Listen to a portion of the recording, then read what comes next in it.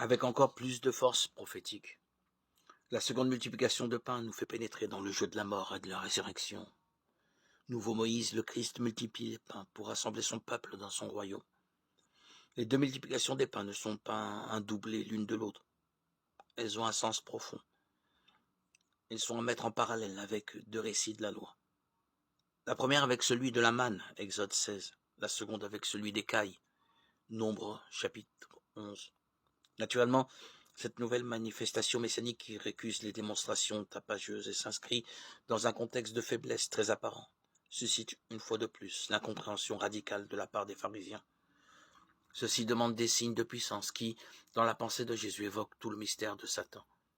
Ces signes, n'est-ce pas très exactement ce qu'il ne peut donner, puisque le signe que Dieu donne au monde, c'est sa personne même, en son mystère de mort et de résurrection, vers lequel il vient justement d'orienter les esprits.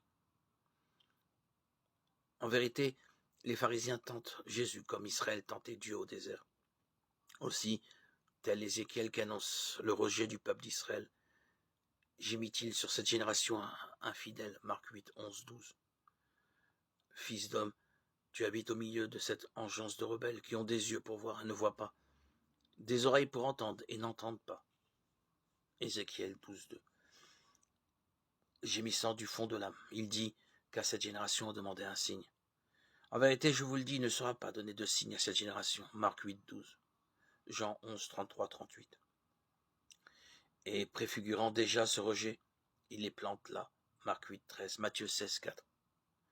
Que le Christ vive la multiplication des pains ainsi que le rejet des pharisiens comme la préfiguration de la création du véritable peuple de Dieu. Une formule de Matthieu, très proche de celle de Jean sur la vigne, 15, 1, 7, nous le suggère. Tout plan que n'a point planté mon Père sera déraciné.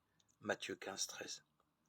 Aussi le Christ n'a-t-il qu'un souci, mettre en garde ses disciples contre l'attitude des pharisiens qui se révèlent incapables de percevoir la signification messianique et eschatologique de ses actes. Matthieu 16, 1, 4.